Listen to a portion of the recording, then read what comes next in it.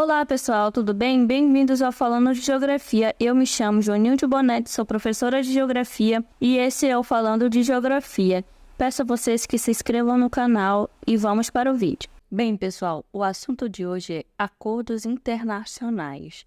Parece bastante frequente nos noticiários e hoje vamos falar sobre ele. Vamos começar então. O acordo internacional também é chamado de tratado internacional. É uma aliança formada entre dois ou mais países. Isso quer dizer que quando as nações entram em consenso e tomam uma decisão conjunta, elas formam um pacto. Normalmente, os acordos internacionais são de cunho político e econômico, mas nada impede que sejam instituídos para outros fins. Vale ressaltar também que os tratados internacionais têm efeito de lei, ou seja, eles são oficiais. Quando eles são assinados e promulgados, portanto, passam a valer no território que celebram um acordo, ou seja, os países que fizeram esse acordo. Qual é a importância de um acordo internacional? Bem, gente, como a gente já falou que são relações diplomáticas, então elas não são tão simples assim. Por isso, ela exige, sim, a atuação de profissionais especializados, além de uma série de regras e procedimentos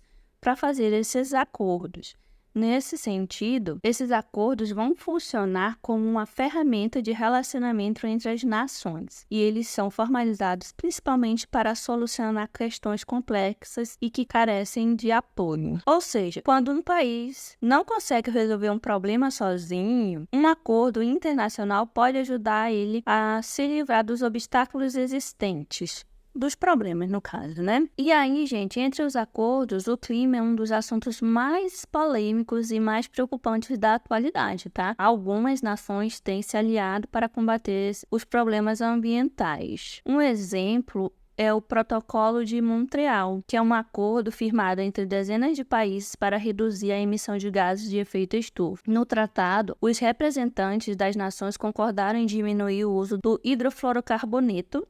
Sendo assim, esses povos ficaram responsáveis por criar ações e medidas que visem minimizar os impactos causados por ele. Quem pode assinar um tratado internacional? Bem, gente, o presidente de um país não é o único que está autorizado a assinar um tratado internacional. Em todos os países, são aptos a fechar acordos os chefes de Estado, chefes de governo, ministros de Relações Exteriores e também, no Brasil, qualquer autoridade que tenha a autorização do presidente pode estar fechando esse acordo. Outra questão sobre isso é: o que acontece se um país descumprir o acordo internacional? Bem, gente, os acordos internacionais eles estabelecem regras e termos que devem ser seguidos a partir do momento que os países resolvem fazer parte desse acordo, né?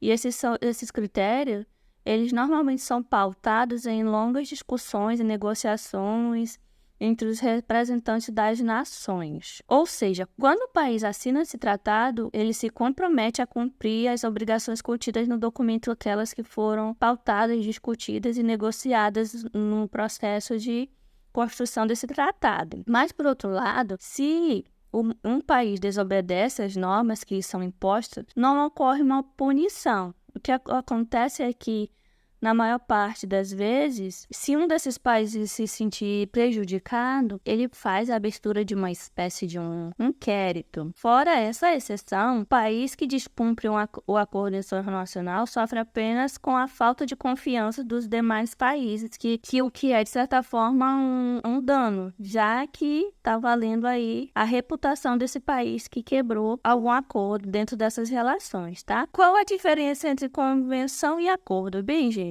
como a gente falou lá no início, os acordos internacionais são alianças formadas com efeito de lei. Já a convenção é um conjunto de regras e critérios estabelecidos entre as partes, normalmente durante as reuniões internacionais. Vamos ver agora tipos de acordos e tratados. Existem diversos tipos de acordos e tratados. Para designar um deles, a gente utiliza algumas classificações. A mais comum delas é o número de signatários, ou seja, países envolvidos no acordo. Quando um acordo entre dois países, recebe o nome de tratado bilateral. Quando esse acordo é com mais de dois países, a gente chama de tratado multilateral. Os acordos internacionais também são classificados por temas, como, por exemplo, o Tratado da Paz, Paz são um dos mais tradicionais. Ele coloca fim a guerras e batalhas travadas entre as nações. Também existem tratados dos direitos humanos, que consistem em estabelecer garantias para as sociedades e seus grupos. E aí a gente também tem o nível de importância que cada tratado tem, que é mais uma das classificações. Entre eles a gente tem os acordos comerciais. Ele firma aí relações de negociações de compra e venda entre países envolvidos. Existe acordo internacional secreto? Os acordos internacionais secretos são proibidos. Essa definição é da Organização das Nações Unidas, a ONU, que obriga em carta que todos os seus países membros tornem públicos os acordos internacionais estabelecidos. Os acordos secretos, inclusive, foram responsáveis por grandes catástrofes, que é o caso do tratado assinado em 1916 entre dois diplomatas, o inglês Mark e o francês François, que agravou a guerra no Oriente Médio. No acordo, os dois determinaram um mapa das áreas de influência que seriam dominadas após o Império Turco-Otomano se derrotado. A aliança entre as partes foi descoberta no ano seguinte, denunciado pelo jornal Pravda, o principal meio de comunicação impresso da União Soviética. Então, esse foi um grande problema. Por isso, não é aconselhável a existência de acordos secretos. Quais os efeitos dos acordos internacionais? Os tratados internacionais possuem efeitos distintos em cada nação, ou seja, em alguns locais as mudanças são imediatas, logo após a celebração do acordo, já em outros a vigência demora a valer, como é o caso do Brasil, que após a assinatura do documento, o tratado precisa ser submetido